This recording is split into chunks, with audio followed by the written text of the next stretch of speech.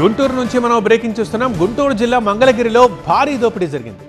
ఒక వ్యాపారిపై దాడి చేసి 5 కిలోల బంగారం ఎత్తుకెళ్లారు దొంగలు.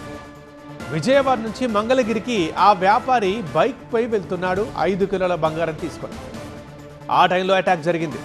దీంతో పోలీసు కంప్లైంట్ ఇచ్చాడు గోల్డ్ వ్యాపారి నాగరాజు. ముందస్తు సమాచారంతోనే దోపిడీకి పాల్పడ్డట్లుగా అనుమానం వ్యక్తం చేస్తున్నారు. ప్రస్తుతం ఆ బంగారు వ్యాపారి నాగరాజుని ప్రశ్నిస్తున్నారు పోలీసులు. గుంటూరు జిల్లా మంగళగిరిలో జరిగింది భారీ దోపిడీ. ఒక్క బంగారం వ్యాపారి నాగరాజు అతడి పేరు. అతనిపై దాడి చేసి 5 కిలోల బంగారాన్ని ఎత్తుకెళ్లారు దొంగలు. అయితే అతడు ద్విచక్ర వాహనంపై 5 కిలోల బంగారాన్ని తీసుకెళ్తున్నాడు. ఒక బైక్ పై 5 కిలోల బంగారం ఎలా తీసుకెళ్తారు మరి ఒక వ్యాపారవేత్త?